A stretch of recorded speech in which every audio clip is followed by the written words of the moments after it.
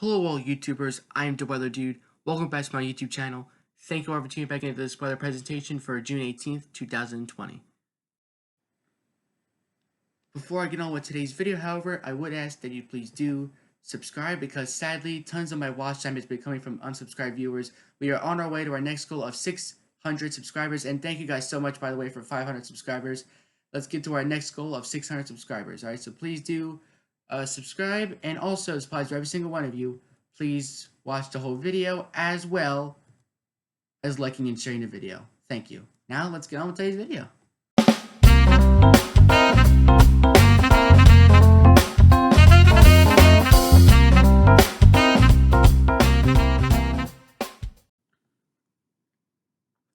So for today, we're not going to be just focusing on the tropical disturbance. Hopefully I can have that in another video.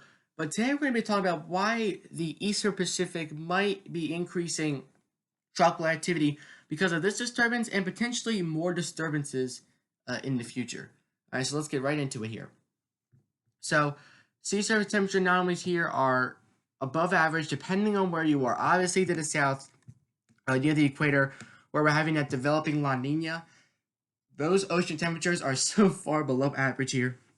They are 2, even 3.5+ degrees below average. Obviously, not where the center is. Obviously, the Nina 3-4 specific region is probably about a half degree below average. But when you go farther east, like towards that Nina 1-2 region, further to the east, closer to northern South America, that's where our ocean temperatures are 3.5 degrees below average and developing La Nina. But in terms of where we could see tropical activity in the Pacific here, I mean, ocean water temperatures are 1, 2, even over 3 degrees.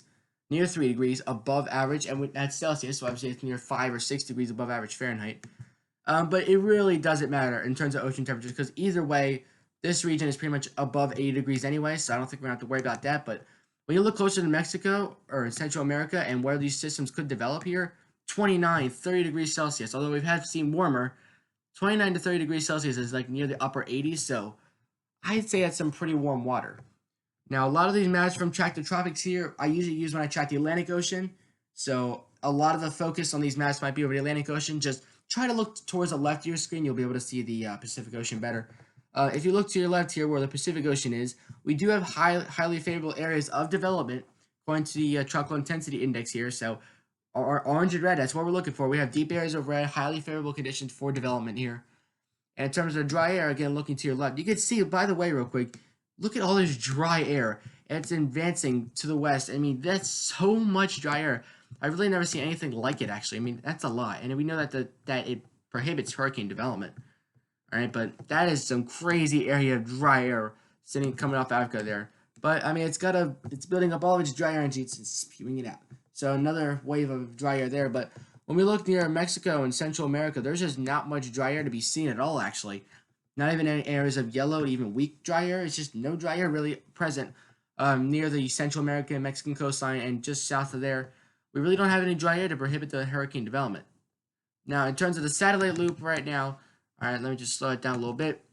You can see that we do have developing clusters of storms. Obviously, with these Kelvin waves they're developing, this is going to keep happening, all right, because it's like this tropical, it's like a tropical conveyor belt that happens over the equator. So you're always going to have these little areas of thunderstorms that develop. Not to mention, we're getting closer to the afternoon. Actually, it is the afternoon, but later afternoon is really when those storms really blossom this far south, including Florida. That's what happens in Florida, too. These storms really blossom as you head in the afternoon. Same kind of thing happens here. We are having thunderstorm development, but above average thunderstorm development as well. And this could possibly explain why the Atlantic may be pretty quiet, because sometimes these oceans are opposites of each other.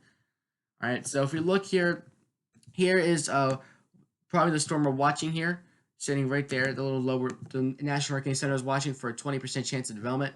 All right, and there's a GFS model kind of developing the storm system right there.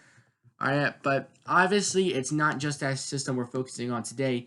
It's it's this storm right here. Like here's another low developing, pretty strong, 1,003 millibars of pressure. Keep your eye down here, closer to southern parts of Central America. We got another low developing right here. You'll be able to see it. There it is.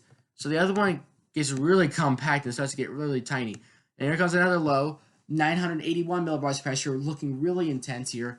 And then we have another low coming off of Central America. So it's gonna be a continuous stream of low pressure systems and tropical disturbances that are going to be keeping watch over. Hopefully, I'll be able to get to track all of them for you guys. And take a look how big the system gets. 957 millibars of pressure. That's almost like a Category 2, even a Category 3 major hurricane. Obviously, it depends because the pressure, we can't exactly translate millibars of pressure to wind. I mean, we can do like a estimate, like a general range, but we can't do it exactly because sometimes it varies. For example, Cristobal, like when it was over land, it had 995 millibars of pressure, even when it was over land. And normally that's about the strength of a 60-mile-per-hour tropical storm, but yet it only had sustained winds of 30 miles an hour. So it all depends. All right. But again, several low pressure systems. After that big one heads out to sea, we could even have another low pressure after that. All right, so you can just see how we're having this. But that's why it's called. That's why the title of this video is called "Upcoming Major Tropical Activity," because there's gonna be a lot of tropical activity. All right, so here's a full resolution surface pressure, and because it's full resolution, you're gonna see a lot of L's, different L's on this map. I'll be able to point out the right one for you guys. I know you might be noticing, well, what's this one doing up here? Yeah, I think that's just some kind of model glitch because obviously if you keep your eye on that one over there, it just never moves. It just stays there. So that does, like, it just doesn't do anything with it. So that might be a little mistake there by GFS mod. But what isn't a mistake is this low right here that develops. I think this is the one the National Hurricane Center is trying to keep a little bit, keep a little watch over. It does have some darker blues around it, so a little bit stronger winds than the rest of the low pressure systems do. The pressure a little bit lower than the rest of them at 1,005 millibars.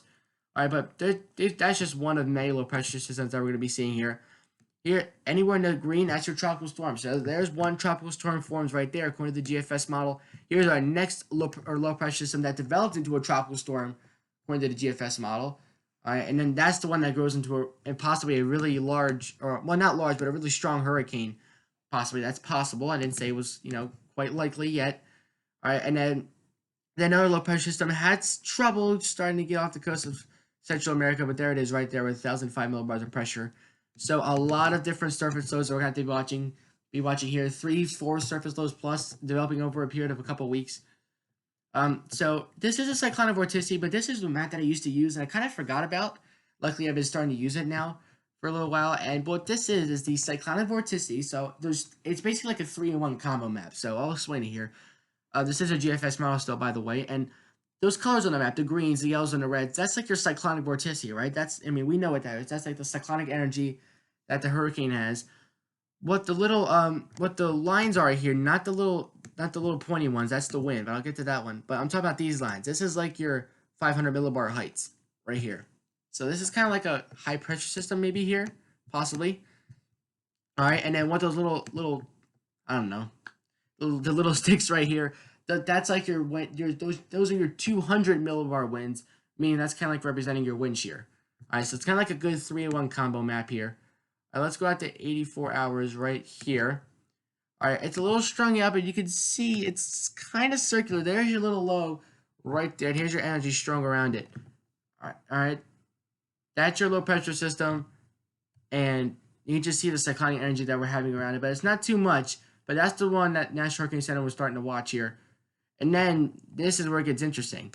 All right, and look how the values are getting above. We're talking about to the top of the vorticity scale. We're talking about one right here. We got another one developing right here, and this is the one that the GFS model thinks is going to develop into a big storm. All right, that's the second one they're talking about, and then potentially a third one starts to emerge and kind of weakens and just kind of mixes around. So we'll see about that one.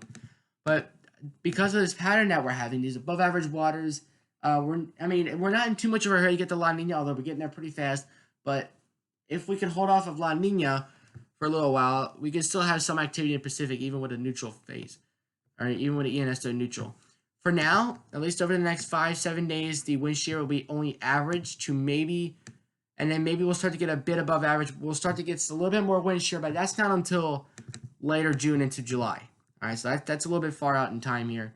But now we're going to move on to the Canadian model. Obviously, that was the GFS model.